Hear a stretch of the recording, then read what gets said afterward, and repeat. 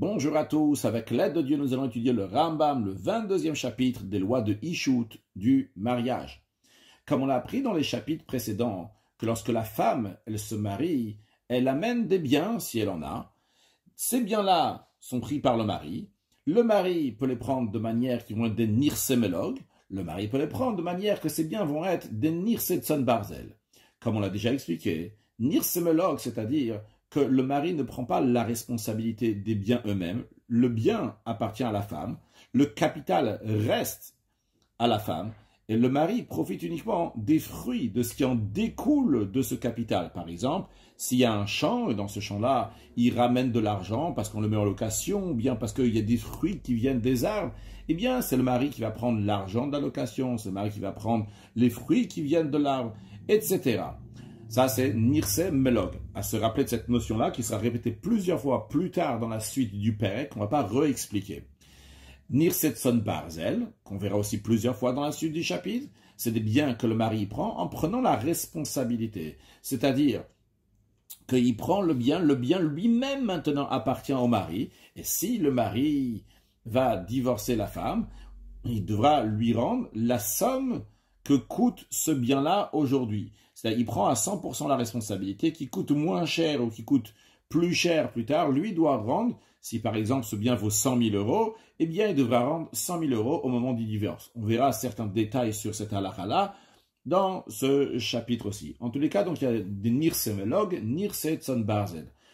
Maintenant, encore une fois, s'il divorce, évidemment, il va tout rendre à la femme, tout repart à la femme, vu que ça lui appartient, donc que ce soit les nirsemelog ou bien les nirsetson barzel repartent à la femme. Maintenant, dans l'Acha Aleph, le Rambam nous parle d'un cas que la femme, elle est morte. Qui est-ce qui va hériter ces biens-là de la femme? Alors, le Rambam nous dit, Abal kodem lecholad en birushat ishto, que le mari a priorité sur toute autre personne pour hériter les biens de sa femme.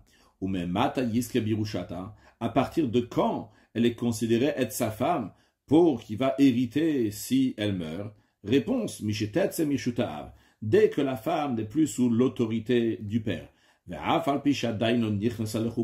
Et même s'il n'est pas encore rentré dans la choupa, donc ils n'étaient pas ensemble en tant que, ils sont pas mariés pour l'instant. Donc elle était seulement fiancée, mais le fiançailles n'est pas suffisant pour que le mari va hériter sa fiancée si elle va mourir. Mais il faut l'étape qui est entre le fiançailles et le mariage, qui est lorsque elle est plus dans l'autorité du père. Alors évidemment ici on parle d'une fille qui est en dessous 12 ans et demi. Donc, une Tana, une Nara, que elle, c'est son père qui la marie. Alors, Oil Venaset Birshut Bala, du moment où elle sort de chez son père, et elle va donc, sous l'autorité du mari, même qu'elle n'est pas encore entrée dans la choupa, et elle est morte, eh bien, Irachena, le mari va l'hériter. Mais si elle est morte entre le moment du fiançailles, donc des Héroussines, et le moment qu'elle sort, donc elle n'est pas encore sortie de l'autorité du père, dans ce cas-là, le mari ne va pas l'hériter. Halachabet. Keitzad, le Ram dit, comment ça? Il développe. Aisha Shanita, ça, une femme, une fille, donc qui est fiancée, la première étape du mariage a été faite, le Héroussine, ou Mesara via le Bala. Et le père l'a donné à son mari. Imaginons que la fille s'appelle Rachel, le mari s'appelle Rouven, donc le papa de Rachel, il a donné Rachel à Rouven pour que Rouven va l'amener chez lui à la maison, va faire la choupa. Ou bien que le père de Rachel a donné Rachel au délégué que Rouven il a envoyé pour prendre Rachel, ou bien que ce n'est pas le père de Rachel lui-même, mais c'est les délégués du père qui ont donné Rachel à Rouven, ou bien que les délégués du père ont donné Rachel au délégué du mari Rouven, ou metabaderech. Et Rachel, elle est morte en chemin, avant qu'elle rentre sous la choupa. Eh bien, même si sa ktuva elle est encore dans la maison de son père, quand on dit si sa ktuva, ça veut dire que tous les biens qui appartiennent à Rachel sont encore dans la maison de son père. On ne parle pas de la ktuva dans le sens littéral, mais on parle de ce qu'on a appelé, dans le passé, on a pris la nedunia. La nedunia, c'est justement ce qu'on a dit au début du chapitre, le nirsemelog et le nirsetson barzel. Donc, cette nedunia est encore à la maison de son père. Donc, on aurait pu dire, le père n'a pas encore vraiment donné sa fille Rachel, l'argent de Rachel est encore chez le père. Eh bien non, malgré cela, Bala Yorsha, c'est son mari Rouven qui va l'hériter. Vechen, de même, Ima Lachaav, si le père il est parti, au Shlucheyav, ou bien le délégué du père, Ima Baal, avec le mari et Rachel, mais il n'a pas encore donné Rachel pour qu'elle va partir tout seul avec le mari. Mais sur le chemin entre la maison du père et la maison du mari, en chemin, ils sont arrêtés dans une cour. Et il s'est uni avec elle. Donc il n'y avait que lui et elle quelque part. Et c'était Sham le Shem Nisru, il a fait ça donc avec l'intention de mariage. Ou Meta et après elle est morte. Dans un tel cas, c'est le mari Rouven qui va l'hériter. Aval, en revanche, dans un cas, si le père, il est encore avec le mari Rouven pour amener Rachel à la maison de son mari Rouven, et donc il n'a pas donné sa fille à Rouven pour qu'elle parte seule avec lui, ou bien que les délégués du père sont partis avec les délégués que le mari Rouven a envoyé au Imabal, ou bien que c'est les délégués du père avec le mari lui avec Rouven, donc, mais il n'a pas encore donné Rachel seule, qu'elle reste seule avec Rouven. Et même dans un cas que le mari Rouven, il est rentré dans une cour, il a fait une union avec elle là-bas, c'est-à-dire qu'on dit union, c'est-à-dire qu'ils sont restés seuls quelque part, mais ce n'était pas donc pour le mariage, c'était juste l'aloun pour passer la nuit, comme les gens qui sont au passage, ils s'arrêtent dans une auberge pour dormir. Vu que le père ou les délégués du père sont encore avec Rachel, donc Rachel n'est pas encore sortie totalement de chez son père.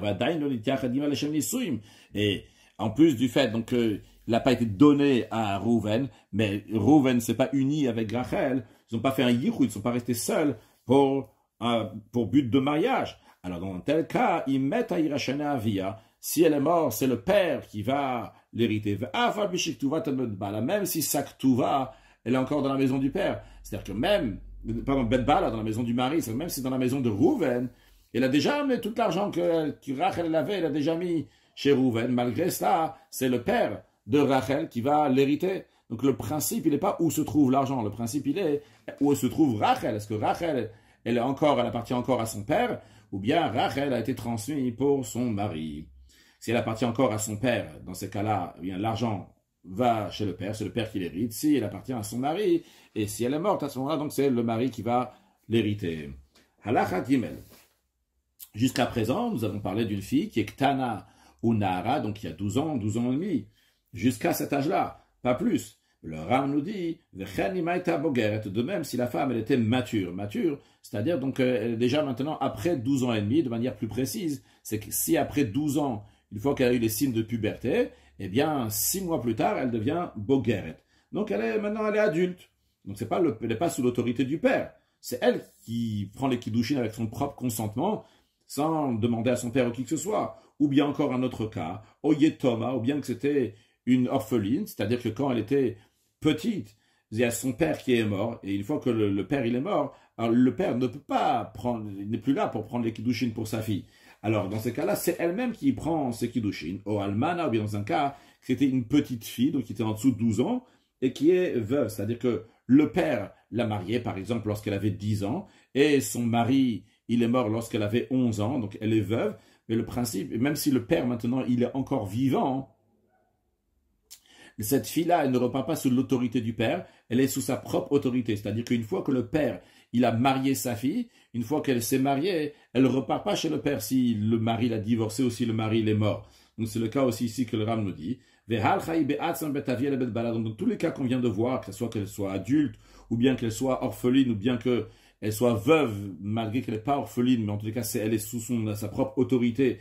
Et elle-même, donc elle part de la maison de son père, de l'endroit où elle habitait, le Bet Bala, à la maison de son mari. Mais son mari n'est pas venu la chercher. Il n'y a pas avec elle ni le mari, il n'y a pas Rouven qui est avec Rachel pour l'amener, ni les délégués de Rouven. Elle est morte en chemin. Ce n'est pas le mari Rouven qui va l'hériter, mais c'est ses membres de famille. Halakha Dalet. Anose Isha Sheyasuralo. Si quelqu'un s'est marié avec une femme qui lui interdit de se marier, attention, quand on parle de nos interdits, il y a plusieurs sortes d'interdictions. Il y a les Issour et Karet, donc c'est les femmes qui sont Herva, que l'interdiction de se marier avec elles, c'est Karet, c'est le retranchement. Et dans un tel cas, le mariage ne prend même pas effet. Mais il y a une autre sorte de mariage qui est donc interdit, malgré que ce n'est pas une interdiction de Karet, de retranchement, mais c'est une interdiction, ce qu'on appelle un Issour Lav. Et là, oh, il veilleche là, bon Kiddushin, vu que les Kiddushin prennent effet, malgré qu'elle est interdite. Ils mettent à Tartav, si elle est morte alors qu'il était marié avec elle, eh bien, Irachana, malgré le fait qu'il n'a pas divorcé, mais ils étaient ensemble, eh bien, le mari va hériter sa femme.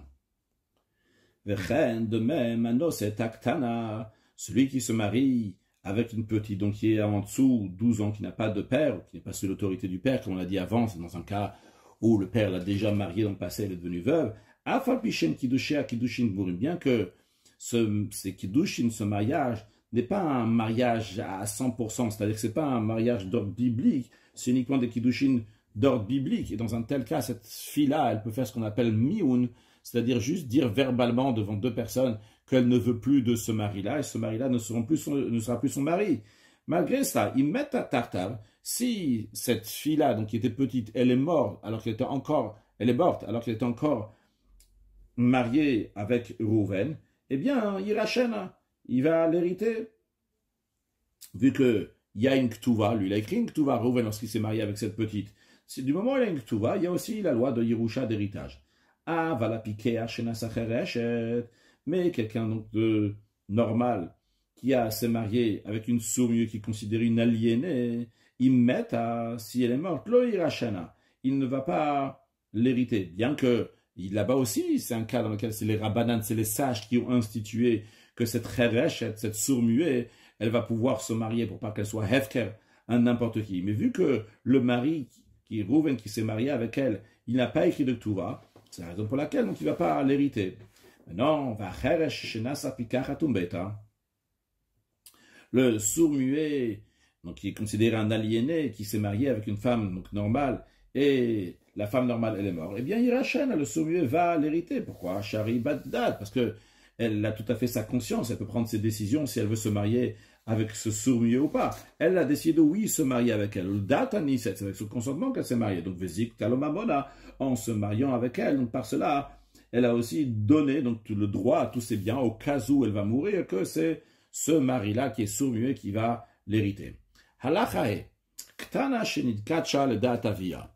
Une petite fille, donc une mineure, qui est en dessous de 12 ans, qui a fait la première étape du mariage, donc les Kiddushin, c'était avec le consentement du père.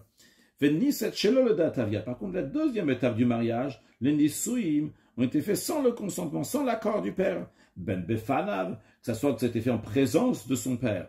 Ben Shelo Befanav, que c'était pas en présence du père. Si on dit qu'il était devant, moi, il aurait pu dire quelque chose. Mais même si c'était donc, il n'était pas là. Yachola Avlimchot. Le père, il peut protester et dire qu'il n'est pas d'accord sur ce mariage. Il n'est pas marié, il était d'accord sur la première étape. La deuxième étape, pas besoin de l'accord du père, qui est Moshe Beyanu, comme on l'a expliqué dans les lois de Trumot. La filou chatakav. Et même dans un cas où le père, il s'est tu, il n'a rien dit. Eh bien, ils mettent à Enabal Yorsha. Si elle est morte, le mari ne va pas l'hériter, parce que le père peut toujours protester, dire qu'il n'était pas d'accord de ce mariage. Elaïm Kenrat, ça a venu sur uniquement si le père dit clairement qu'il est d'accord de ce mariage. À ce moment-là, elle est considérée qu'elle est vraiment mariée. Dans ces cas-là, donc son mari, Rouven, va hériter cette petite fille. Halacha Vav. Hoboa Geonim. Les Geonim ont statué. Shaisha Shechalta. Une femme qui est tombée malade. Et elle ne veut pas que son mari va l'hériter. Avant de mourir, qu'est-ce qu'elle veut faire? Elle veut se divorcer. Big Shamebala, chez Gashena. Elle dit à son mari, écoute, divorce-moi. Je ne veux plus être ton mari. Je sais que si c'est moi qui te demande le divorce, eh bien, tu ne vas pas me donner l'argent que l'homme doit verser à la femme. Lors de la Touva, eh bien, ne me donne pas de l'argent de la Touva. Pourquoi elle fait ça? Que des chélis rachètent, pour pas que son mari va l'hériter. Comme ça, c'est son père, le père de la femme mourante, c'est lui qui va hériter. Eh bien, En Shamimna, les Géonim m'ont statué qu'on n'écoute pas cette femme. On ne va pas dire au mari, allez, tu es obligé de la divorcer. Va filou amra, même s'il a dit que la raison pourquoi je veux qu'il me divorce parce parce que je le déteste. Ve'eni rotsa lamod imo, je ne veux pas rester vivre avec lui. En shomin la, on l'écoute pas. Ve'en dan nadin moredet, on ne la juge pas comme on juge une femme qui s'appelle moredet, qui est une rebelle, qui a donc de certaines lois qu'on a pris avant dans le chapitre 14. Ve'diniya feozel ram, il dit c'est une loi qui est judicieuse, qui est juste. Halacha zayin. Kol nechassim sheyesh laisha. Tous les biens que la femme elle a, ben nirsetson barzel, que ce soit des biens qui appartiennent au mari, que le mari a pris la responsabilité de ces biens, comme on a expliqué au début de l'introduction du cours de ce chapitre. Donc nirsetson barzel, que le mari prend la responsabilité sur ces biens, les biens eux-mêmes appartiennent au mari dorénavant à partir du mariage jusqu'au divorce. Ben nirsemelog, bien que ce soit donc des biens que le mari reçoit uniquement les fruits de ces biens-là, eh bien, à Baal Ochel Korporetem, le mari perçoit les fruits de tous ces biens. Bechayea, tant que, donc, tout ce que la femme donc, elle a reçu tant qu'elle était vivant. Maintenant, Vimeta Bechaye Bala, et si elle est morte lorsque le mari était encore vivant, Irash Bala Kol, le mari, il va avoir maintenant pas seulement les fruits de ça, il va avoir même les biens eux-mêmes, ce sont les nirsemelog et les nirsetson barzel, tout va appartenir au mari, non pas seulement les fruits dorénavant. Donc, tant qu'elle est vivante, tous les fruits évidemment appartiennent au mari, ça soit nirsemelog et évidemment quand c'est nirsetson barzel, et quand elle meurt, c'est pas seulement que les nechassim, les biens, lui appartiennent dans nirsetson barzel, même les nirsemelog, eux aussi vont appartenir au mari à 100%, donc il n'y aura pas seulement les fruits, mais les biens eux-mêmes vont appartenir entièrement au mari. Les fichar, c'est la raison pour laquelle, vu qu'on vient de dire que le mari, il prend tous les fruits qui viennent de ses biens, alors,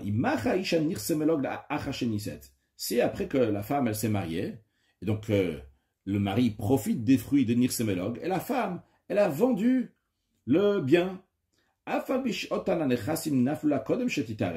Même si c'est bien, elle les a reçus avant qu'elle va se fiancer, avant même qu'elle va connaître Rouven, donc quel que soit le niveau, elle n'a même pas fait la première étape de mariage, et elle avait ces biens-là. Ça lui appartenait à 100%. Malgré cela, vu que maintenant, elle s'est mariée, et le mari profite donc des biens, qui découlent de ces biens, des fruits qui viennent de ces biens. Par exemple, s'il y a un champ avec des arbres, alors tous les fruits vont appartenir au mari. Et la femme, elle a vendu ce champ avec ses arbres. Eh bien, malgré ça, Baal Motsi a perot miyad la korot. Le mari va faire sortir les fruits de ceux qui ont acheté ce champ. Il va dire, ma femme, elle a vendu, mais le champ lui-même, l'arbre appartient à ma femme et les fruits m'appartiennent à moi. Donc, tant que la femme, elle est vivante, chaque année qu'il y a des fruits, chaque mois qu'il y a des fruits, toujours, le mari va dire, tous les fruits m'appartiennent, donnez-moi ces fruits, ça lui appartient. Tant que la femme, elle a envie. Aval le goufakaka, mais il ne pourra pas prendre le sol lui-même, le bien immobilier, le capital, ça il ne pourra pas le prendre. Pourquoi? Car il n'a rien du tout qui lui appartient dans les nirsemelog jusqu'à que la femme va mourir. Une fois que la femme va mourir, alors si lui il sera encore en vie quand la femme va mourir, à ce moment-là il va hériter les biens de la femme. Donc le goufakaka, le bien immobilier lui-même, va appartenir au mari, mais en attendant, ce qui lui appartient, c'est uniquement les fruits. Donc c'est la raison pour laquelle il peut prendre les fruits des acheteurs, mais le carca lui-même, le sol, donc ça va rester, ça reste chez les lakorot, ceux qui ont acheté. Maintenant, meta bechayav, si la femme, elle est morte, alors que le mari est encore vivant, c'est le mari qui va hériter. Ah, le mari hérite. Alors, vu que maintenant le mari hérite, et qu'est-ce qu'il hérite? Pas juste les fruits, mais il hérite le champ lui-même que la femme, elle a ramené le bien immobilier. Eh bien, Motsia Gouf Miyad ala Kochot Belodamim.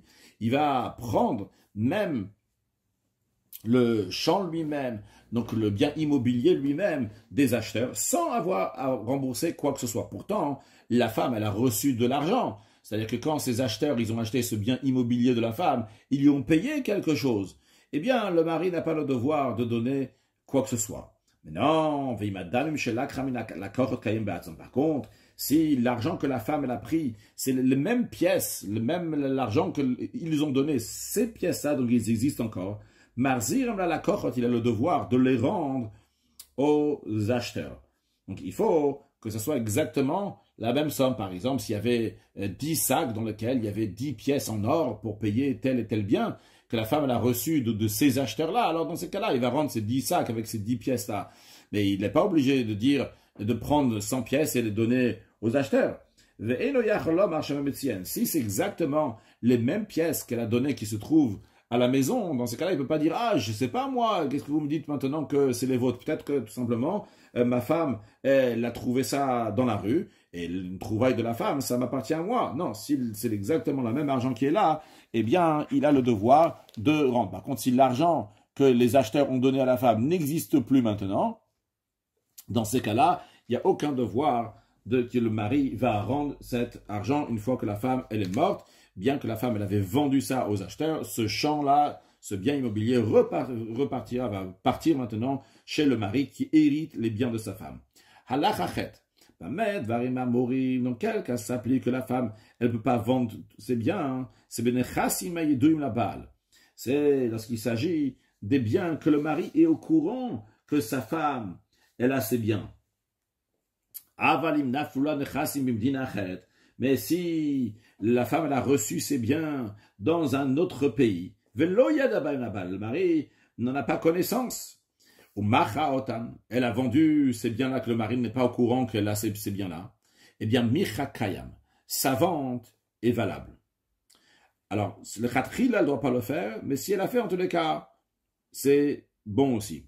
Ça, c'est une bonne vente. De même un autre cas, une fiancée, c'est-à-dire seulement la première étape de mariage, les Eroussin, il n'y a pas encore ici le Nisouin. Et seulement la Eroussin, les Kiddushin ont été faits. Et avant de passer à la deuxième étape de mariage, elle a vendu des biens qu'elle avait. Bien, Micha Kayam, c'est pas comme une femme mariée, on dit que sa vente n'est pas valable, que le mari va prendre les fruits. Non, ici, la vente est valable, car chez Nabal, Benir Servozatoklo, Machiyichnos, parce que le mari n'a pas de droit sur le bien de sa aroussa, de sa fiancée, jusqu'à qu'il va la faire rentrer chez lui à la maison, comme on a appris au début du chapitre. Halachatet, Aisha shekadva kol nechasea le'acher. Une femme qui a écrit, donc c'est-à-dire qui a donné en cadeau tous ses biens à quelqu'un d'autre. Quelqu'un, c'est pas son mari, elle a donné à Shimon par exemple. Ben Karov, Ben Rachok, que ce soit un proche de famille, que ce soit quelqu'un qui n'est pas lié avec sa famille. Elle a fait ça Kodem Shetina, c'est avant de se marier.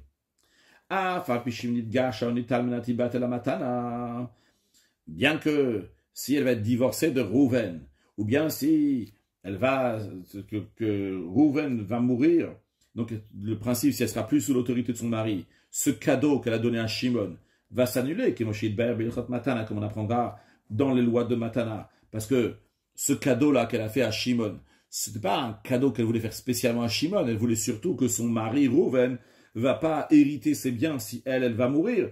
Mais maintenant que c'est Rouven qui l'a quitté avant elle est encore en vie, eh bien, elle veut avoir ses besoins de retour. Donc, dans un cas, elle va donner tous ses besoins. Alors, ses besoins lui reviendront.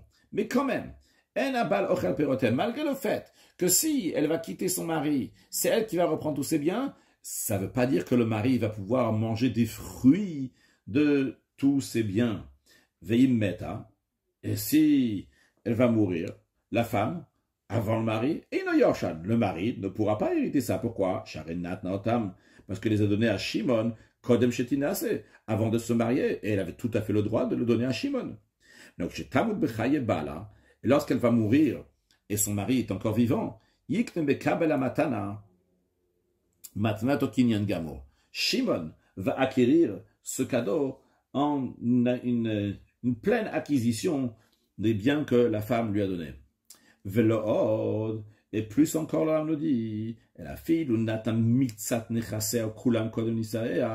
pas seulement dans un cas où elle a donné ses biens à quelqu'un d'autre, un cadeau, jusqu'à qu'elle va sortir de son mari. Mais même s'il a donné une partie de ses biens, ou kolam, ou tous ses biens, avant son mariage, elle a écrit à celui à qui elle a donné un cadeau, donc à Shimon, elle a dit, ces biens-là t'appartiennent aujourd'hui, dès aujourd'hui, mais à condition que dans l'avenir, je voudrais que tu vas recevoir ce cadeau. Donc, je te le donne maintenant, mais ce n'est pas un cadeau entièrement jusqu'à que je vais vouloir à l'avenir. Un jour, je te ferai une confirmation sur ça. Il n'a pas pleinement fait l'acquisition de ce bien, de ce cadeau que Rachel a donné à Shimon, qui est un étranger, donc qui n'est pas le mari.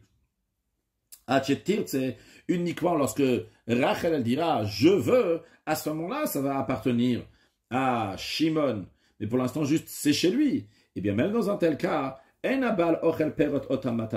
le mari ne peut pas manger, prendre, profiter des fruits de ce qui vient de ce cadeau-là. Veimeta. Et si elle est morte, et avant de mourir, elle n'a pas dit « je veux que Shimon va acquérir ça », eh bien, Enayorcha, ce n'est pas le mari qui va l'hériter, mais les proches de la famille de Rachel qui vont l'hériter, parce que Shimon ne peut pas prendre ses biens, vu qu'elle n'a jamais confirmé ce cadeau. Halacha Yud, Shomeret Yabam, une femme en attente du Yabam. On sait que lorsque il y a Rouven et Rachel qui sont mariés ensemble, et Rouven, il est mort sans avoir d'enfant, la Torah elle dit que Shimon, le frère de Rouven, doit se marier avec Rachel. Donc, dorénavant, Rachel sera appelée la Yebama, et Shimon sera appelé le Yabam, et le mariage entre les deux s'appelle le Yiboum. Juste à noter que s'ils ne veulent pas faire le mariage ensemble, ils font une Khalita. On apprend tout ça dans les lois de Yiboum et Khalita. Ici, on parle donc d'une Shomeret Yabam, celle qui attend le Yabam, c'est-à-dire que Rachel était mariée avec Rouven. Rouven, il est mort. Maintenant, Rachel attend le Yabam, attend le mariage avec Shimon, le frère de Rouven. Eh bien, elle, Yeshla limkor veliten banechasim shenafulak sheshomeret Yabam. Si, entre le moment que Rouven, il est mort, et c'est avant qu'elle se marie avec le frère de Rouven, Shimon, elle a reçu des biens, elle a hérité des biens. Eh bien, tous les biens qu'elle reçoit entre la mort de Rouven jusqu'au mariage de Shimon, eh bien, elle peut en faire ce qu'elle veut, donc elle a le droit de les vendre, elle a le droit de les donner en cadeau, etc. Donc, contrairement à la Haroussa, celle qui est fiancée, qui est aussi dans une étape d'attente de mariage avec son mari, elle, les khatrila, elle ne doit pas vendre. Mais si a posteriori elle a vendu, eh bien, ça sera une bonne vente. Eh bien, elle khatrila, la Shomeret Yam, celle qui attend le Yabam, elle peut vendre tous les biens qu'elle reçoit. Évidemment, je souligne bien qu'il s'agit ici de biens qu'elle a reçus en héritage après la mort de Rouven. Il ne s'agit pas ici des biens de Rouven. Ça, elle ne les prend pas, les biens de Rouven. Parce que quand c'est un Yabam qui va se marier, donc Shimon, il va se marier avec Rachel, Shimon, c'est lui qui va hériter tous les biens de Rouven. Parce que Shimon vient remplacer le frère qui est mort, Rouven. Donc il se marie avec sa femme et il prend aussi tous les biens. Dans tous les cas, ça c'est des biens qui n'appartenaient pas à Rouven, que Rachel elle-même a fait l'acquisition après la mort de Rouven. Et donc le Yabam n'a pas le fruit de ces biens, même s'ils ne les avaient pas vendus. Actuellement, donc le Yabam ne peut rien faire avec. Et même dans les biens qui sont Tson Barzel, qu'il a amenés chez son frère, c'est-à-dire que quand cette Rachel s'est mariée avec Rouven, elle a amené des Nirsetson Barzel, c'est-à-dire que Rouven, il a pris toute la responsabilité de certains des biens, donc qui s'appellent Nirsetson Barzel. Eh bien, une fois que Rouven, il est mort, eh bien, tous ces biens-là appartiennent à Rachel, à Tchiyichnos, jusqu'à qu'il va se marier. Si Shimon, le Yabam, va faire le Yiboum avec Rachel, à ce moment-là, ces biens vont lui appartenir. Mais entre-temps, entre la mort de Rouven et le mariage de Rachel avec Shimon, eh bien, ces biens-là reviennent à la femme. Que ce soit, ce qu'on a dit au début de la halakha, qu'elle a reçu des biens, ou bien que ce soit donc les biens qu'elle a amenés en mariage à Rouven, entre le mariage de Rouven, entre la mort de Rouven et le mariage avec Shimon, elle a le droit de les vendre. Maintenant, Metak Sheishomeret Yabam, si elle est morte, alors qu'elle attendait son Yabam. Alors, qui est-ce qui va hériter maintenant? C'est sa famille qui va l'hériter, la famille de Rachel, ou bien c'est la famille du mari? Alors, Yoshea, mais la loi va être la suivante. Les héritiers du côté de son père, Yoshin Nirsemelog, Shela, tous les biens qui sont des Nirsemelog, qu'il a amené à son mari, que le mari n'avait pas pris donc la responsabilité, donc qu'ils appartiennent à 100% à la femme, bien que le mari prenait juste les fruits, mais le bien, le capital, le terrain lui-même, le bien immobilier appartenait à la femme, eh bien ça c'est la famille de la femme qui va hériter. Vachatzi Nirsetson Barzel, en ce qui concerne donc les Nirsetson Barzel, les biens que le mari avait pris la responsabilité, alors cela, on va les partager. Il y a une moitié qui va aller chez les héritiers du père, Yoshea Baal, et les héritiers du mari, eux, ils vont prendre l'autre moitié, comme on va voir dans un instant. Tout d'abord, le Ram nous dit que Yoshin Ktuvata, ils vont hériter sa Ktuva, c'est-à-dire l'argent que le mari devait donner à la femme après sa mort. Alors ça, c'est les membres de la famille du mari qui vont hériter cela. C'est vrai qu'en général, lorsque le mari meurt, eh bien, il y a la Ktuva de 100 zouz ou 100 zouz qui doit aller chez la femme. Mais ici, cette femme-là, elle était en attente de Yabam. Et vu qu'elle était en attente de Yabam, il n'y avait pas de Ktuva qui devait sortir donc de Rouven pour donner à Rachel, parce qu'elle devait se marier avec Shimon. Et après, si Shimon il va mourir, lui, il aurait donné l'argent de la Ktuva à Rachel. Et d'ailleurs, l'argent de la Ktuva que Shimon donnerait à Rachel si Rachel serait restée en vie, ça serait avec l'argent de Rouven que ça avait été donné. C'est juste une parenthèse. En tous les cas, Yosheabal Yoshin Ktuvata, va Chatzinir Setson Barzel, la moitié donc des biens donc, que le mari avait pris la responsabilité. Yosheabal, il rajoute encore un point, que c'est les maris, c'est les héritiers du mari, que Chayam Migvurata, qu'ils ont le devoir de l'hériter, vu qu'ils héritent la Ktuva. Donc les sages, ils ont dit, ceux aussi donc, qui vont s'occuper de l'enterrement. Donc en deux mots, lorsque cette femme, elle meurt, lorsqu'elle est en attente du Yabam, elle a des Nirset Melog et Nirset Son Barzel. Nirset Melog, donc, va entièrement chez la famille de la femme. Les Nirset Son Barzel sont partagés en deux, moitié pour la famille de la femme, moitié pour la famille, donc les héritiers du mari. Quand je dis la famille, donc je parle des héritiers de la femme ou les héritiers donc du mari. Et les héritiers du mari aussi, donc, héritent la Ktuva, cet argent-là qui aurait dû donner de Rouven à Rachel, mais d'un autre côté, c'est eux qui doivent s'occuper de l'enterrement de Rachel. Halacha Yudalef, Shomeret Yabam, une femme qui attend donc le Yabam, qu'on vient, je l'ai dit oralement dans la phrase précédente, entre en parenthèse, Ktuvata al-kol nirsebala, l'engagement de sa Ktuva est sur tous les biens du mari, c'est-à-dire que tous les biens du mari sont engagés pour payer la Ktuva de Rachel, c'est-à-dire quand il est biens du mari, on parle des biens de Rouven, c'est-à-dire Rouven, il est mort, tous ces biens sont engagés pour payer la Ktuva de Rachel, bien que Rachel ne va pas prendre de Ktuva maintenant, elle va se marier avec Shimon, avec le Yabam. C'est la raison pour laquelle le Yabam ne peut pas vendre les biens de son frère. C'est-à-dire que même s'il y a une somme d'argent colossale, par exemple, il y a 100 manées, la Ktuva c'est 1 mané, 2 manées, eh bien il y a 100 manées que le frère il a laissé donc en biens immobiliers, eh bien Shimon, qui est encore en vie, il ne peut pas prendre les biens de Rouven et les vendre. Il ne peut rien prendre et vendre parce que tous les biens, ils sont engagés pour payer la Ktuva de Rachel. Et évidemment qu'il ne peut pas le faire ben kodem yiboum, avant qu'il soit marié avec elle. C'est sûr, il ne peut pas toucher l'argent qui appartenait à son frère Rouven. Ben achar yiboum, même après qu'il s'est marié avec Rachel, il ne peut toujours pas vendre. Veim machar, et si il a vendu au Nathan Matana, ou bien il a donné un cadeau, donc des biens de son frère Rouven le défunt, au Chalakim Echa venir Sehamet, ou bien qu'il a décidé de partager avec ses frères, il n'a pas besoin de partager avec ses frères, parce que c'est lui, Shimon, qui hérite à 100% tous les biens de Rouven s'il se marie avec Rachel. Mais pour quelles que soient les raisons, Shimon, il a dit à ses frères, Lévi, Yuda, vous inquiétez pas, je vais vous donner aussi donc des parties qui appartenaient à Rouven. Ben Kodem Yibum La'acharim, il a fait ça avant de se marié avec Rachel, bien que ce soit après se marier avec Rachel, lo asaklum, ça n'a aucune valeur ce qu'il a fait. Pourquoi? Parce que ces biens ont déjà été soumis à la charge du paiement de la Ktuva de la veuve.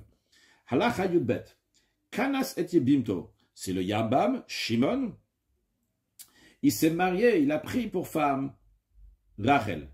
Veiniach achif perot mchuva minakaka. Maintenant, Rouven, lorsqu'il est mort, donc Rouven qui était marié avec Rachel, lorsqu'il est mort, il a laissé des fruits qui étaient encore attachés au sol. Alors, ces fruits-là, ils marrou, on va les vendre, on va vendre à d'autres personnes. Et il a quand même avec l'argent qu'on reçoit de ces fruits, on va acheter un terrain. Et le Yabam va jouir des fruits de ce bien immobilier qui ramène donc des fruits. Ce que le Rambam va nous souligner ici, c'est suite à la halakha précédente, dans laquelle on a appris que le Yabam, donc Shimon, ne peut pas vendre des biens de son frère Rouven. Qu'est-ce qu'il ne peut pas vendre des biens? Il ne peut pas vendre ces biens qui sont mobiliers, il ne peut pas les vendre. Alors, on aurait pu dire ici que c'est des fruits, les fruits, il va les prendre. On nous dit non, ces fruits-là qui sont encore rattachés au sol, ils sont considérés comme le sol, ils sont considérés comme un bien immobilier qui est engagé, qui est soumis pour payer l'Aktuva. C'est la raison pour laquelle il ne peut pas juste les vendre comme ça. Il va les vendre, mais avec cet argent qu'il va recevoir, il va acheter un terrain qui va rester donc un bien de Shimon qui est en autre forme, donc le bien de Rouven le défunt, que ce terrain-là sera aussi engagé pour payer l'Aktuva de Rachel. Halacha Yud Gimel. Je pense que ça a été assez clair dans l'Halacha précédente que tous les biens immobiliers sont soumis pour payer l'Aktuva de la femme. Ça, c'est pour les biens immobiliers. En ce qui concerne les biens immobiliers, on a déjà appris dans le passé que les Géonim ont institué que l'Aktuva de la femme va être pris des biens mobilier. Mais ce n'est pas de base dans la takana des chachamim des sages. C'est la raison pour laquelle que le Ram nous dit que dans un cas qu'il n'y a perot lushin, Rouven qui est mort, il n'a pas laissé des fruits qui étaient rattachés à un arbre. Mais là, on parle des fruits qui sont déjà détachés de l'arbre. Donc des fruits. Tlushim na kaka. Même si Rouven il a laissé de l'argent, donc ce n'est pas un champ, ce n'est pas un bien immobilier qui est ici. Ou bien il a laissé des mitaltelin, des biens mobiliers. Akol shel Yabam. Tout ça, le Yabam, Shimon va hériter. Ou mishtamesh vem kmo sheyirtze. Il s'en sert comme il veut. Ve'ina yichola le'akev. La Yabama, Rachel ne peut pas empêcher la vente de ces fruits qui sont détachés du sol, ou bien de cet argent qu'il va utiliser, ou bien de ces biens mobiliers qu'il va vendre. Elle ne peut pas dire, ah, d'où je vais prendre ma ktuva si toi tu vas mourir. Pourquoi? Parce que les mitaltelin, les biens mobiliers, la ktuva n'est pas encaissée de ces biens-là. Elle a betakanata geonim, c'est uniquement les geonim qui ont institué ça. Mais cette institution-là n'a pas la force, les monos, d'empêcher Shimon Minir, c'est Achiv, de profiter des biens de son frère. Rouven, ou le Asranalav, lui interdire Bacharayudzo pour cette responsabilité de devoir payer la Ktuva. Chez le Yissa Vitenbaim pour dire qu'il ne va pas pouvoir faire des affaires avec cet argent. Halacha Yuddalet. Yebama shelo aita la Ktuva. Une Yebama que son mari, donc Rouven, ne lui avait pas fait de Ktuva. Ou bien qu'elle en a fait grâce à son mari. Zacha ben Nirse Achiv. Dans un tel cas, Shimon, le frère de Rouven, eh bien, il fait l'acquisition, ça lui appartient, tous les biens, il a fait l'acquisition de tous les biens de son frère Rouven. Donc, il peut vendre, il peut donner en cadeau, comme il le veut.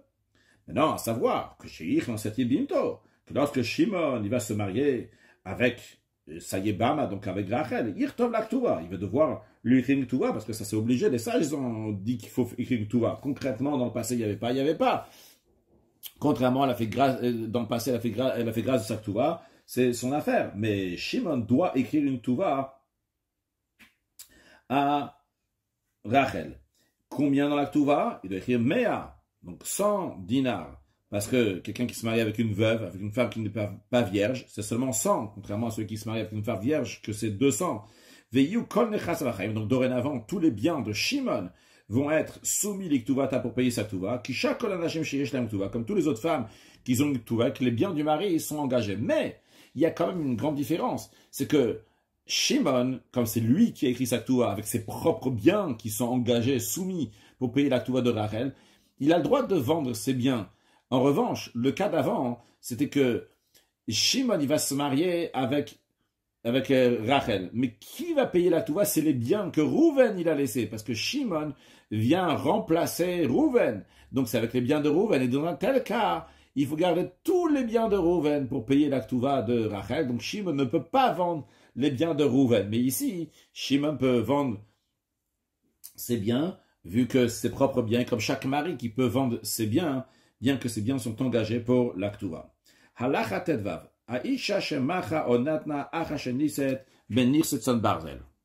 Maintenant, le Rambam il a fini de parler de Yebama. On met de côté la Yebama. On parle maintenant d'une femme normale. C'est normal, donc une femme qui s'est mariée, Rachel qui s'est mariée avec Rouven. Il n'y a plus ici quelqu'un qui est mort, etc. C'était avant. Maintenant, cette femme-là, donc elle a vendu, elle a donné un cadeau. Après le mariage, Nirsetson Barzel, c'est des biens qui reviennent au mari. C'est que le mari lui-même, il a pris sur la responsabilité. Le balak, c'est ça qu'elle a vendu à son mari. C'est ça qu'elle vend à son mari. C'est son mari, écoute, voilà, j'ai un bien, il coûte 100 000 euros. Tu sais quoi, c'est vrai que tu es le responsable maintenant, ça t'appartient, mais et si tu veux me l'acheter, achète-le-moi, même si demain on va divorcer, eh bien, ces biens-là, ils vont rester chez toi, parce que actuellement, c'est vrai qu'ils t'appartiennent, mais si on divorce, ces biens-là vont me revenir. Maintenant, donne-moi 100 000 euros, et ce bien-là va t'appartenir. Ben là, bien qu'elle a pris ce bien-là, elle a vendu à d'autres personnes. Eh bien, lo asat klum. Elle n'a rien fait. Quand il n'a rien fait, c'est-à-dire que ça n'a aucune valeur. Cette vente n'est pas considérée une vente. Parce que ces biens-là, ça y est, ils appartiennent au mari. Du moment où ça appartient au mari, c'est à lui. Et elle ne peut pas le vendre à quelqu'un d'autre. Maintenant, en ce qui concerne le mari lui-même, la raison pourquoi elle ne peut pas faire la vente, le mari peut décider en effet de faire cette vente-là, eh bien la raison elle est parce que, comme on va voir dans la suite, que dans sa conscience, elle n'a pas vraiment fait cette vente. On considère qu'elle a fait ça pour d'autres raisons. Elle a dit ça à son mari qu'elle est prête à lui faire cette vente. On va expliquer dans la suite. De même, si le mari, il a pris un terrain qui appartient à sa femme, même Nirsetson Bazel, Ben Nirsemelog, ça ne change pas dans quelle catégorie de terrain, mais c'est un terrain qui appartient à sa femme. Le Asakrum, sa vente n'est pas considérée. Halachatet Zain. Machar mital telin shel Nirsetson Bazel. Si le mari, il a vendu des biens mobiliers de Nirsetson Bazel, c'est-à-dire c'est pas des biens immobiliers, c'est un mobilier sur lequel le mari, il a pris la responsabilité que quoi qu'il arrive, il remboursera la femme. C'est-à-dire, imaginons qu'il y avait un bien mobilier qui vaut 1000 euros au moment du mariage, et le mari dit, moi je prends la responsabilité que si je vais te divorcer, je te donnerai 1000 euros. Que ça soit que ce bien mobilier coûtera 500 euros, coûtera 1500 euros, moi je prends la responsabilité de te donner 1000 euros si on va divorcer, mais ce bien-là m'appartient jusqu'au divorce s'il y en aura un, et je te rembourserai, mais maintenant il m'appartient à 100%. Alors, bien que le mari n'est pas apte, il ne devrait pas faire ça de vendre le bien mobilier, parce qu'il y a une notion qu'on verra dans la suite qui s'appelle Shavar Betavia, qui veut dire le prestige de la maison paternelle. C'est-à-dire qu'il y a certaines choses, ça peut être des territoires, ça peut être des biens, ça peut être des serviteurs, qui viennent de la maison paternelle, et qui a un certain prestige qu'il faut être gardé dans cette famille-là particulièrement. Donc le mari n'aurait pas dû le vendre. Mais quand même, Immachar, si le mari a vendu ses biens mobiliers de Nirsetson Barzel, Mimkar Kayam, sa vente est valable. La raison, elle est que finalement, le mari, il a pris ce bien mobilier, mais il peut l'utiliser jusqu'à que ce bien mobilier ne sera plus du tout utilisable. Il peut l'utiliser à fond, jusqu'à qu'on ne peut plus l'utiliser. Et s'il va divorcer, il payera la somme. Donc, s'il a vendu, alors Bediavad, a posteriori, c'est une bonne vente. Maintenant, dans un cas que Machushnem ben Nirsemelog, que les deux, le mari et la femme, se sont mis d'accord de vendre des biens qui sont des biens nirsemelog, que le capital donc, appartient à la femme, et que les fruits, le mari, il les prend. Ben shelakach mina ishtrila, que ce soit que l'acheteur, il a d'abord acheté à l'homme, vechazav velakach mina isha, et après, il est parti aussi voir la femme, il a dit, ah, je te l'achète, et que la femme a été d'accord. Ben shelakach mina isha, que ce soit que d'abord, il est parti voir la femme, il a dit, je te l'achète. Et après, après, il est parti chez le mari, il a dit, je te l'achète. Dans les deux cas, Micham Kayam, la vente, elle est une bonne vente, elle est valide, vu que le mari et la femme ont été d'accord. Halacha Yudzain. Vechen, de même. Aisha Shemacha Onatsna Nirsemelog Lebala. Le Rambam me dit Vechen, c'est de la même manière qu'on vient de voir ici, que si le mari et la femme sont mis d'accord sur les Nirsemelog de faire la vente, eh bien, c'est considéré une bonne vente. De la même manière, si c'est la femme qui a pris des nirsemelog, qui les a vendus à son mari, ou bien qui les a donnés en cadeau à son mari, que maintenant, donc, le mari va avoir quelque chose de plus.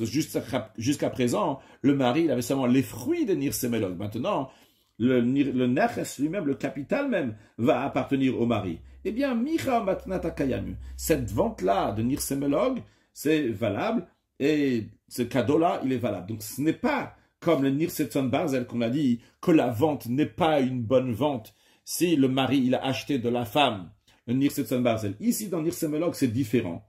Dans ces biens-là, elle ne peut pas dire j'ai voulu satisfaire mon mari.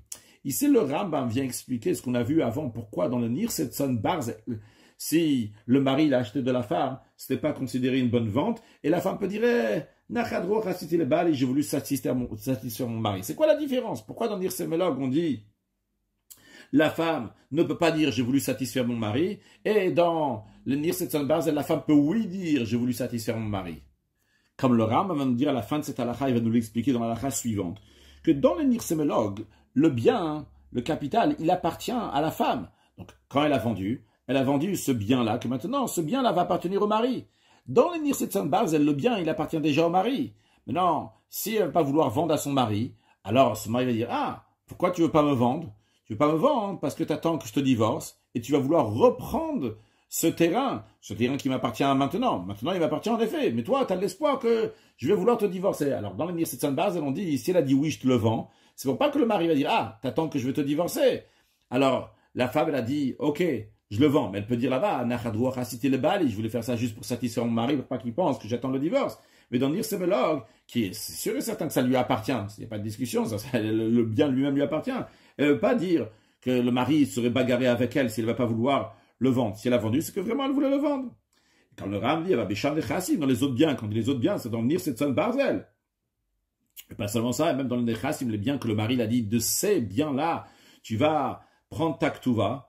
Alors, Yesh Talom, elle peut dire, non, j'ai voulu faire satisfaire mon mari, parce que si elle veut pas vendre ces biens-là au mari, c'est-à-dire qu'elle attend que le mari va la divorcer. Comme le Ram nous dit dans la Chayutret. Kate, comment ça? Si une femme elle a vendu ou l'a donné à son mari des biens qui sont Tson Barzel, ben karka, que ce soit donc un terrain, donc un bien immobilier, ben vital, que ce soit un bien qui est mobilier, ou bien elle lui a vendu un bien ou l'a donné, donc un bien que le mari l'a dit, tiens, ce bien-là, ça c'est ce terrain-là que tu vas prendre ta ktuva. Ou bien un champ qu'il a dit dans la ktuva que tu vas avoir, donc l'argent de ta ktuva, si je te divorce ou si je meurs, ça va être de cette ktuva-là, de ce champ-là. Ou bien que le mari l'a dit à la femme, regarde, j'ai Nirsetson Barzel qui t'appartiennent. Si je vais les perdre, il ne restera rien du tout de ça, je vais les perdre. Tu pourras prendre de l'argent de ce champ-là voilà, que je destine pour toi. Alors, dans tous ces cas-là, le mari n'a pas fait l'acquisition. Bien que la femme elle a fait ce qu'on appelle un kinyan soudar, elle a fait une acquisition pour officialiser cette vente, eh bien, on ne considère pas que c'est une bonne vente. Et elle peut se rétracter quand la femme le voudra. Pourquoi?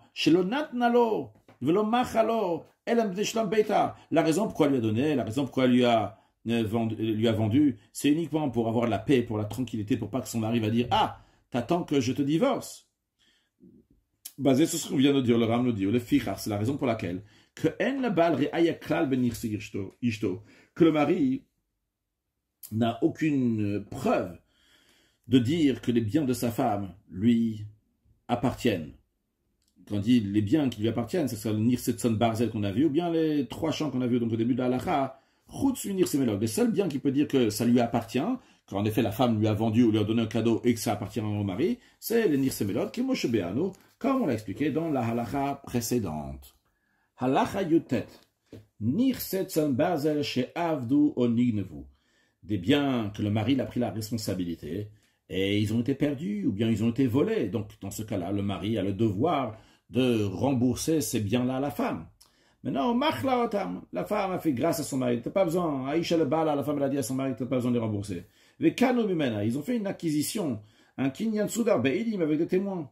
Alors la question elle est, est-ce que c'est considéré comme ce qu'on a vu avant que la femme ne peut pas vendre à son mari des Nirsetson Barzel, elle n'a pas fait une vraie vente, ou bien ici, c'est considéré que la femme a vraiment fait grâce de ces biens-là à son mari. Alors le Ram dit, c'est différent que quand la femme elle vend les biens qui sont Nirsetson Barzel. Elle ne peut pas dire j'ai satisfait mon mari. Pourquoi? Parce qu'ici, il n'est pas en train de lui vendre de Nirsetson Barzel. Plutôt à quoi ça ressemble le Ram dit?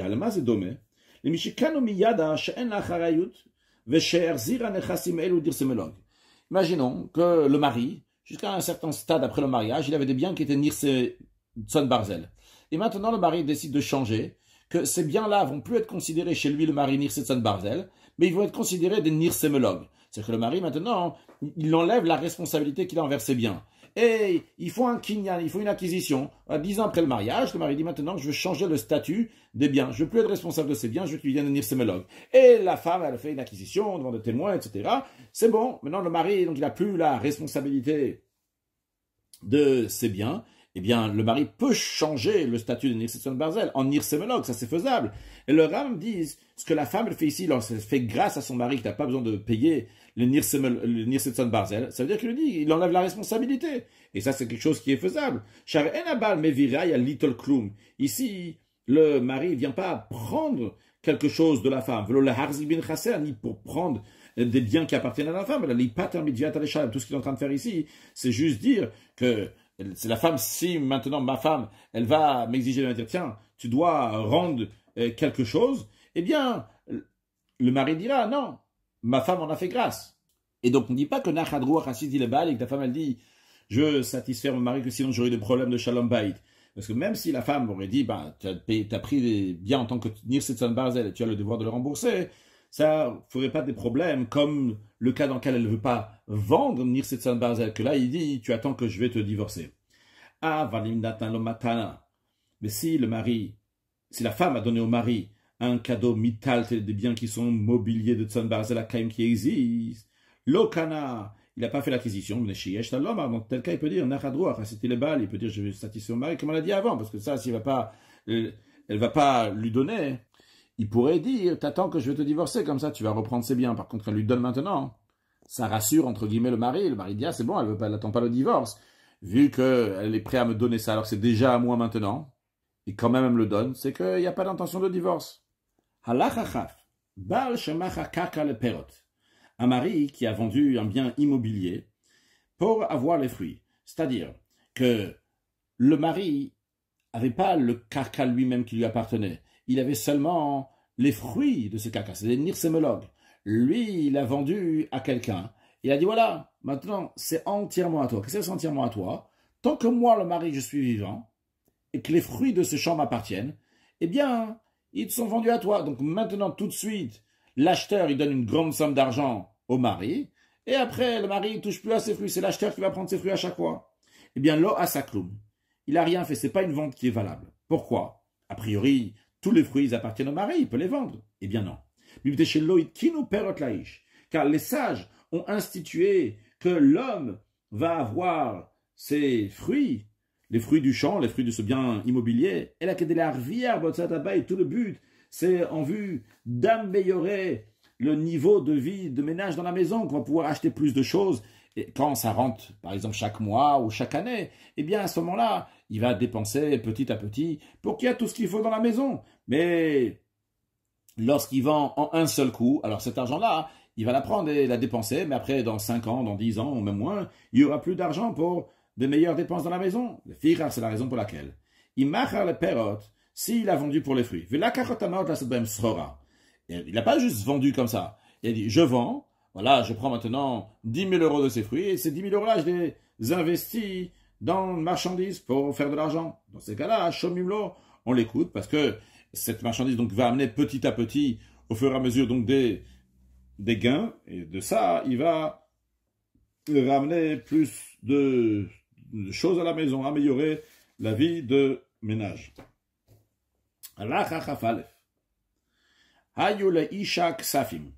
Si la femme avait de l'argent, si quand les a amenés à son mari, le mari l'a pris ça en tant que Nirsetson Barzel, il prend la responsabilité de cet argent-là, eh bien, le mari peut faire du commerce avec cet argent-là comme il le veut. Et le jour où il va divorcer sa femme, il devra rembourser cette somme d'argent.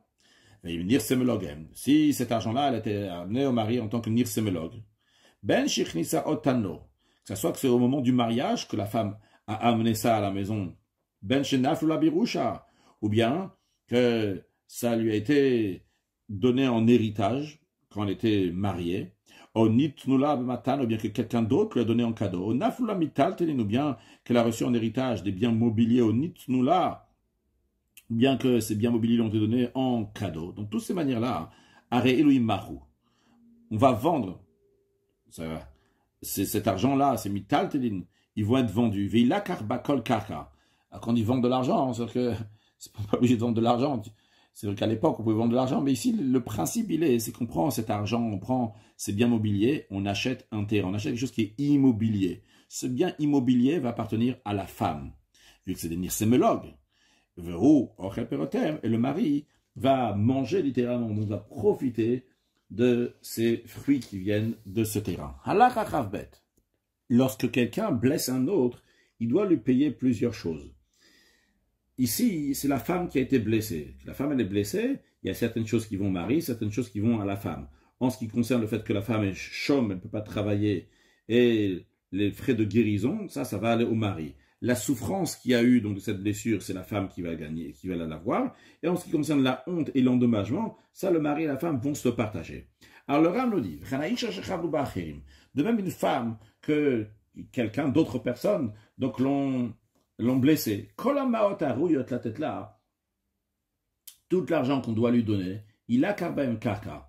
On va prendre un terrain. Ce terrain-là va appartenir à la femme. C'est-à-dire les parties de l'endommagement qui doit être donné à la femme, eh bien avec ça, on va prendre un terrain. Le mari va jouir des fruits. Qu'on apprendra dans les lois de Chovel ou Mazik. Naflula avadim. Si la femme elle a hérité de son père des serviteurs, même si c'est des vieux serviteurs, et donc il n'y a pas grand-chose de quoi gagner de ces serviteurs-là. Malgré ça, le mari ne peut pas les vendre pour acheter un terrain, et grâce à ce terrain-là, donc le mari va avoir les fruits. Pourquoi? Parce qu'il y a une notion qui s'appelle donc le prestige que certaines choses amènent pour sa maison paternelle, que ces serviteurs-là sont de telle maison, que ces biens-là sont de telle maison. Donc on va revoir cette notion-là dans quelques instants de Sheva Betavia. Naflula zeitim ugefanim. Si la femme a hérité de son père, non pas un champ, mais uniquement les oliviers qui sont dans le champ, les vignes qui sont dans le champ. Mais le terrain lui-même sur lequel se trouvent ces oliviers ou ces vignes, la femme, il n'y avait rien qui lui appartenait. Elle n'a pas hérité ça, elle a hérité uniquement ses arbres. Alors, imosim kedeti pulan, si ces arbres-là, ils font suffisamment d'argent pour qu'on va pouvoir les entretenir. Ça veut dire, imaginons par exemple que l'arbre, il fait 100 € d'olive et c'est 100 € pour s'occuper de l'arbre. Eh bien, loïmachou, dans ce cas-là, il ne faut pas vendre, il faut le garder, parce qu'il y a le prestige de sa maison paternelle, ils avaient des oliviers, ils avaient des vignes, c'est gardé, ça passe de famille, de génération en génération, donc il ne veut pas le vendre, veimla. Mais si ce n'est pas le cas, c'est que l'entretien, il coûte plus cher que ce que les olives ramènent, ce que la vigne ramène, eh bien, on va les vendre à quelqu'un, que ce soit ces oliviers ou que ce soit ces vignes-là, et quelqu'un va les acheter. Pourquoi faire? Pas pour les entretenir, parce que pour lui aussi, ça va coûter cher, mais il va couper ce bois, ou bien on vend le bois de ces arbres-là, et l'acheteur donc va donner de l'argent pour ce bois, il a quand même avec cet argent-là, on va prendre un terrain, et le mari va jouir des fruits de ce terrain. Si elle a reçu en héritage des fruits qui sont encore rattachés au sol, donc des fruits qui n'ont pas encore été cueillis de l'arbre. Donc elle a reçu ici pas seulement des fruits, mais elle a reçu aussi le terrain, contrairement à la halakha précédente. Ici, elle a reçu aussi le terrain. Eh bien, ils appartiennent au mari, vu que le champ lui-même, il appartient à la femme. Donc ça, c'est des fruits qui sortent donc de ces biens-là, et que le mari va avoir. Maintenant, s'il a reçu en héritage des fruits qui touchent une minakaka, qui s'est détaché du sol, eh bien, chez-là, ça appartient à la femme. Veimaru. Qu'est-ce qu'on va faire? Ça, c'est comme l'argent qu'on a vu avant dans la chachafalef. C'est comme l'argent ou des biens. Qu'est-ce qu'on en fait avec quand la femme le reçoit en tant que nirsémologue? On les vend. Veila karbem kaka. Et on va prendre un terrain. Veu ochel perot. Et le mari va jouir des fruits qui en viennent de ce terrain. Mais celui qui divorce sa femme, et il avait des fruits qui étaient rattachés au sol au moment du divorce, ça appartient à la femme, parce que le mari ne peut pas en jouir tant qu'ils n'ont pas encore été détachés du sol. Par contre, si ces fruits-là ont déjà été détachés du sol avant le divorce, ça lui appartient, parce que c'est des fruits qui appartiennent au mari tant qu'ils sont mariés. Avde nirsemelog ou behemat nirsemelog. Des serviteurs qui sont en tant que nirsemelog, des animaux qui sont en tant que nirsemelog, donc encore une fois, donc c'est le mari donc qui profite de ce qui en vient de ses serviteurs, de ce qui vient de ces animaux. Eh bien, Baal Chayav Bimzenotem, le mari, il a le devoir de les nourrir, aussi bien les serviteurs, aussi bien les animaux, ou Bechol Tzorken, et tous leurs besoins. Ve'en osimlo, et donc eux, ils vont travailler pour lui, que ce soit les serviteurs, que ce soit les animaux. Ve'ruach aperotem, lui, il va jouir des fruits de ses biens, de ses serviteurs, de ses animaux. Maintenant, vu que les fruits des animaux appartiennent au mari, les filles, c'est la raison pour laquelle que Vlad Shifrat Melog. S'il y a une servante, qui est le mari l'a pris en tant que nirsemelog, et elle a eu un petit, ça va appartenir au mari. De même, ou Vlad ben matmelog. De même, l'animal que le mari l'a pris en tant que nirsemelog, si cet animal va mettre bas, il va avoir un petit, eh bien, ça va appartenir là-bas au mari. Maintenant, Vim Geresh, si le mari divorce la femme, la femme, elle dit, écoute, je sais que ça t'appartient, l'enfant, le petit de la servante, et je sais que le petit de l'animal t'appartient aussi, mais moi je suis prêt à payer, Velitol Vlad Shifra, et de prendre ce que la Shifra, ce que la servante elle a accouché ce petit-là, eh bien, pour le prestige de la maison paternelle, Shomina, on l'écoute. Mais ça, c'est uniquement, le Ram nous dit, pour le Vlad de la Shifra, pour l'enfant qui est né de la servante. Parce que pour les serviteurs, on peut dire qu'il y a un prestige de la maison paternelle. Par contre, pour l'animal, elle ne veut pas dire, ah, ça c'est un animal qui venait de la maison de mon père, il a fait un petit, je dois absolument te le payer pour l'avoir. Si le mari ne veut pas, ça, le mari, il peut garder le petit de l'animal. Halacha chavav. Si au moment du mariage, la femme a amené au mari 2 ustensiles, ou bien 2 servantes, en tant que Nirsetsan Barzel, dans ce statut-là. Veshamu Otanalav Balel-Zouz. Au moment du mariage, ça valait 1000 zouz. Donc, après, Vehuku, avec le temps, ils valent plus. Vernu Balpaim, maintenant, ils valent 2000. Vegersha, et il a divorce. S'il a divorce, il doit payer combien ça coûtait au moment du mariage. Donc, qu'est-ce qu'il doit payer? Il doit payer 1000 zouz seulement. Parce que, vu qu'il les a pris ça en tant que Nirsetsan Barzel, lui, il doit rembourser 1000. Maintenant, comment il peut faire pour rembourser 1000 s'il y a 2 ustensiles? 2 ustensiles, ils valent 2000. Il y a 2 servantes, et maintenant, 2, ils valent 2000. Il y en a un seul qui vaut 1000. Les 2, maintenant, ils sont à 2000. Eh bien, notelet echad be'elef shela. Alors, la femme, elle prend un ustensile ou bien une servante pour 1000 zouz. L'autre servante, ou bien l'autre ustensile, il reste chez le mari. Ve'acheni, et le deuxième, si elle veut donner de l'argent pour prendre le deuxième, parce qu'elle dit, Mishou Shaver Betavia, pour le prestige de la maison paternelle, je le veux, eh bien, Shomina, on lui écoute, le mari ne veut pas dire, ah, moi j'aime bien garder cette servante, j'aimerais bien garder cet ustensile. Non, si elle dit, je suis prêt à te payer pour que tu me le rends, donc elle donne 1000 zouz, et le mari devra lui donner la deuxième servante, ou bien lui donner le deuxième ustensile. Halacha Chavzaïn. Hanoten matana le ishto, celui qui donne un cadeau à sa femme. Ben shenatan la karka, c'est celui qui lui a donné un terrain. Ben shenatan la maot, et bien qu'il lui a donné de l'argent. Velakrabaim karka, avec cet argent-là qu'il lui a donné, il a pris un terrain. En la balle période de matanazo.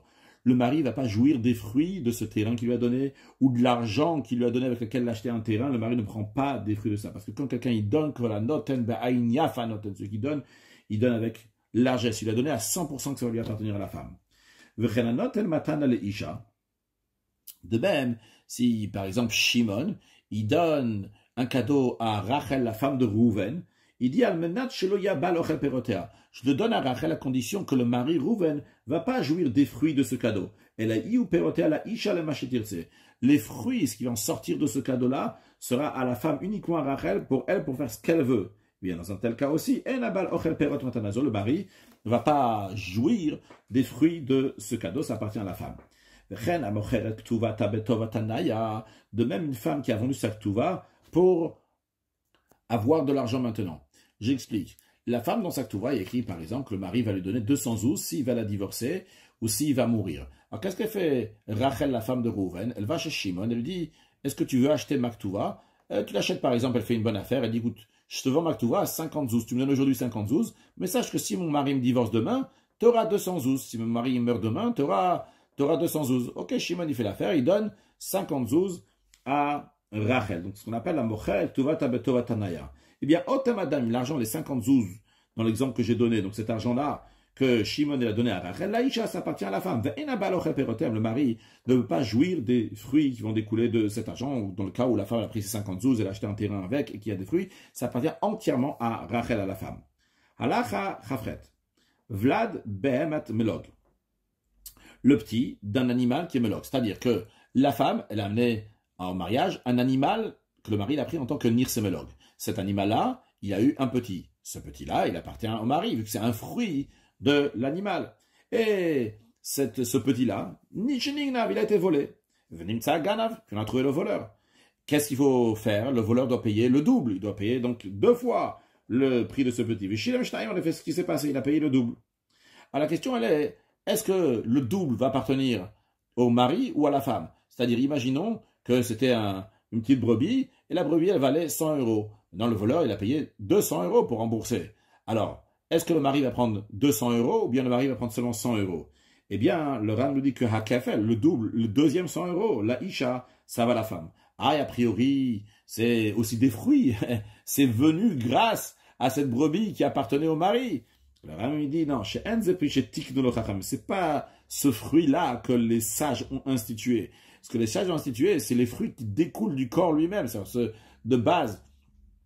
Il y avait un animal qui a amené une brebis au monde. Ok, alors très bien, cette brebis-là, c'est un fruit de l'animal. Mais si c'est quelque chose qui vient de l'extérieur, comme ce kefel, ce double-là, c'est pas ça que les sages ont institué. Maintenant, le Ram nous dit, Achovel beishto, celui qui a blessé sa femme, Kol anezek ve'atzar va'boshet. Le mari, il a le devoir maintenant de rembourser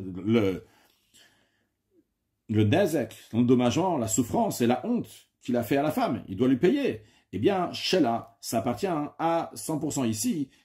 C'est pas comme quand quelqu'un d'autre, il a fait du mal à la femme, qu'il y a une partie que le mari va prendre. On avait dit oralement que, en ce qui concerne la honte et l'endommagement, quand quelqu'un d'autre a endommagé la femme, eh bien, c'est la femme et le mari qui vont partager. Ici, la honte et le dédommagement, ça appartient uniquement à la femme à 100%. Le mari ne va pas jouir des fruits si la femme a pris cet argent-là et elle va acheter un terrain, comme chez le qu'on est dans les lois de Chovel Mazik.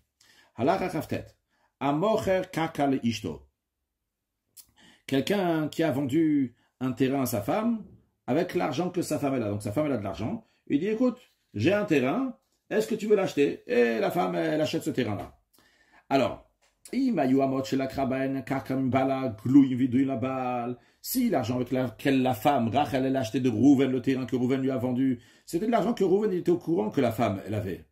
Bien Kana, dans ces cas-là, en effet, ce terrain-là, il appartient bien à Rachel, la femme. Le mari va jouir des fruits de ce terrain, comme tout terrain qui appartient à la femme, que le mari prend les fruits, donc ce terrain-là, il ressemble aussi donc à, c'est des nirsemelog, c'est pas comme d'autres terrains qu'on a vus avant, que ça appartient à 100% à la femme.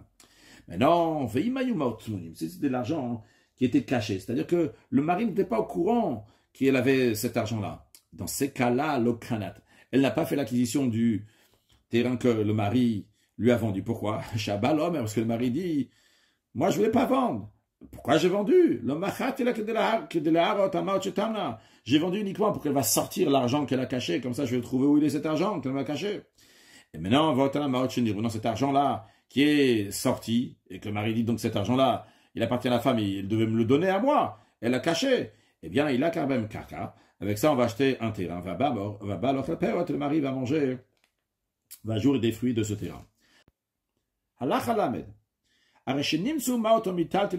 Si on découvre chez la femme de l'argent ou bien des biens, elle dit, on m'a donné en cadeau. Le mari dit non, ça c'est de l'argent qui est venu parce que tu as travaillé. Et si c'est d'argent que tu as travaillé, dans ces cas-là, ça me revient à moi, Shehen Sheli. Eh bien, à raisonner, Menet, on fait confiance à la femme que c'est un cadeau qu'on lui a donné. Maintenant, le mari peut bannir, faire un kherem comme ça général, sans dire que je bannis ma femme Rachel qui me cache de l'argent qui m'appartient. Il dit, je fais un kherem à Mishetoenet Davashenoken. Je fais un kherem, s'il y a quelqu'un qui dit quelque chose qui n'est pas vrai, eh bien, que cette personne-là soit en kherem. Donc, Reuven, il peut faire ça. Maintenant, concrètement, qu'est-ce qu'on va faire avec cet argent-là? On parle d'un cadeau qui lui a été donné à la femme. Non pas qu'il a dit, quelqu'un a donné un cadeau, il a dit, c'est à toi et que personne d'autre a le droit d'en profiter. Juste un cadeau comme ça qui lui a été donné. Donc, dans un tel cas, on va prendre avec cet argent-là donc un terrain, le mari va jouir de ses fruits, comme on l'a pris dans la Chachafalef. Comme tous les autres cadeaux, quoi. Maintenant, si la femme, elle a dit, on m'a donné ce cadeau à condition, à condition que mon mari n'a pas le droit de prendre quoi que ce soit, d'en profiter. Et la SMB, je vais en faire ce que moi je veux. Dans un tel cas, Aléa la viraya, elle doit amener une preuve qu'en effet, on lui a donné en cadeau cet argent-là, à condition que le mari ne va pas en profiter. Chez Kolma, parce que tout argent qui se trouve chez la femme, c'est présumé que ça appartient au mari. Donc, en conséquence, Yochal Perot pour investir dans un bien que le mari va jouir de ses fruits, Acheta viraya, que la femme va amener une preuve qu'en effet, cet argent-là donc appartient à elle, donc c'est à elle qu'elle peut acheter un terrain, elle peut manger les fruits de ça, elle peut faire ce qu'elle veut avec cet argent-là. Amralo, non, dans un cas qu'on trouve de l'argent chez la femme, et elle dit, c'est toi qui nous as donné en cadeau. Donc c'est à moi de manger ce qui va en découler, les fruits. Si je vais acheter un terrain ou quoi que ce soit, c'est à moi. Eh bien, Nishbat Shuat Eset chez Nathan Laabal. Elle va faire un serment qu'on appelle une Shuat Eset, donc c'est un serment d'ordre rabbinique qui a été institué dans tous les cas où, par exemple, Rouven, il va chez Shimon, il lui dit, tu me dois 100 euros, et Shimon, il dit, je te dois 0, je te dois rien du tout. Shimon doit faire une Shuat Eset, donc c'est une Shua que les sages veulent inciter Shimon pour rembourser ce qu'il doit donner. Donc ici aussi, cette femme, Rachel, elle va devoir jurer que ce cadeau-là, ça lui appartient à elle, c'est pas à son mari Rouven, et donc, et en conséquence, donc le mari ne va pas manger, ne va pas profiter, jouir des fruits qui viennent de cet argent. On considère que la femme ne va pas oser jurer au mari qui lui a donné un cadeau si ce n'est pas vrai. Halach al bet. En bekablim pigdonot, on n'accepte pas une chose qui est mise en dépôt, l'omina nashim, v'lomina avadim, v'lomina tanim, ni des femmes, ni des serviteurs, ni des mineurs. C'est-à-dire que si un mineur, une femme ou des serviteurs, ils t'amènent un dépôt et tu dis tiens, garde-moi ça, on ne les reçoit pas parce qu'on dit peut-être c'est l'argent qui appartient au mari que la femme elle veut cacher, ou bien que ça appartient au maître et que le serviteur veut cacher, ou bien ça appartient aux parents et que l'enfant, au père et l'enfant veut le cacher. Non, veim av avec Ibel. Si, imaginons, donc Lévi par exemple, il a transgressé, il n'a pas fait ce qu'il fallait, il a oui reçu de la femme, du serviteur ou du mineur. Eh bien, avec Ibel la Isha, Yazir la Isha. Donc après plus tard, il faut la rendre, il fallait pas prendre la femme, il faut le rendre à la femme plus tard, pas au mari. Meta, si la femme est morte, Yazir Bala, il va rendre au mari.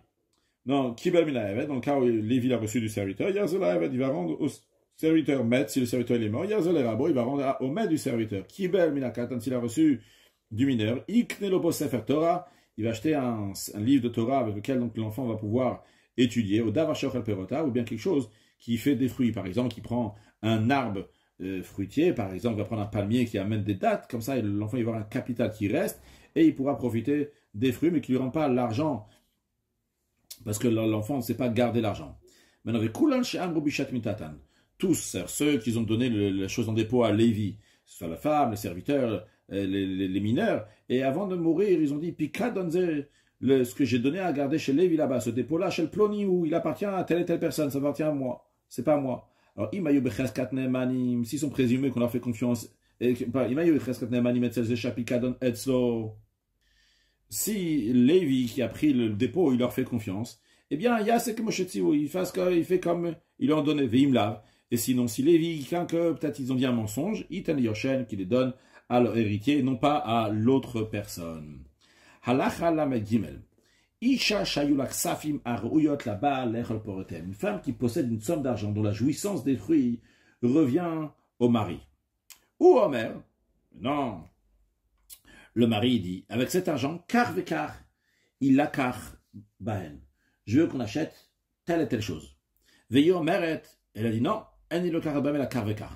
moi je veux comprendre uniquement telle et telle chose. Eh bien, la loi est la suivante. Il faut voir entre les deux, entre l'homme et la femme, qui est-ce qui a proposé qu'on va prendre quelque chose qui amène beaucoup de fruits et qu'il y a peu de dépenses. Ben Shaya Kirtsono, ça correspond à la volonté du mari. Ben Shaya Kirtsona, bien que ça correspond à la volonté de la femme. Eh bien, on va regarder c'est la chose qui amène le plus de fruits et qui n'a pas beaucoup de dépenses. Ven Lokrim et la Davar chez Gizo Machlif. On ne prend uniquement quelque chose qui va reproduire des fruits. Donc quelque chose que le capital va toujours rester. Parce que s'il ne va pas prendre ça, Shema Yochal, peut-être il va profiter des fruits, Vinimt Akol, il va tout manger, Shema Yochal Akol, Vinimt Keren Avad, et que même le capital va partir. Donc il faut garder quelque chose, il faut acheter quelque chose que le capital va toujours rester. Halach Halamed Dalet. Aisha Shichnisa Lebala. Une femme, comme au moment du mariage, elle a ramené à son mari, donc parmi les biens qu'elle a ramenés, Ez la Chalava, une chèvre pour le lait. C'est-à-dire que la chèvre n'appartient pas à la femme, mais la femme jouit de tout le lait de cette chèvre. Verachel legizata, et une brebis pour pouvoir avoir la tonte. C'est-à-dire que la brebis n'appartient pas à la femme, mais toute la tonte appartient à la femme. Vedekel perotav, et un palmier pour ses fruits, ses dattes. C'est-à-dire que le palmier n'appartient pas à la femme, mais les fruits appartiennent à la femme. Bien que la femme n'a pas le capital, non seulement les fruits de cette chèvre, de cette brebis, de ce palmier, eh bien, le mari va continuer à manger, donc à profiter de ce qui rentre, jusqu'à que le capital, c'est-à-dire la chèvre, la brebis ou le palmier, ne seront plus là, ne vont plus pouvoir fonctionner, vont mourir. De même aussi, si la femme a amené à son mari des ustensiles donc qui servent à une fonction particulière, Torat Nirsemelog en tant que Nirsemelog, il peut les utiliser en fonction de la fonction de ce qu'il a ramené. Velovesh, c'est des vêtements, il va s'habiller avec. Ou Matsia, si c'est des draps, il va pouvoir donc faire les lits. Ou Mechase, et si donc c'est une cape, il va la mettre sur lui. Jusqu'à que le capital s'épuise totalement. Donc il n'a pas l'obligation, dans tous ces cas-là, depuis le début de la Khalamedal, de vendre et d'acheter un terrain, que le terrain va pouvoir rester. Chez Garesh, lorsqu'il va se divorcer. Il n'a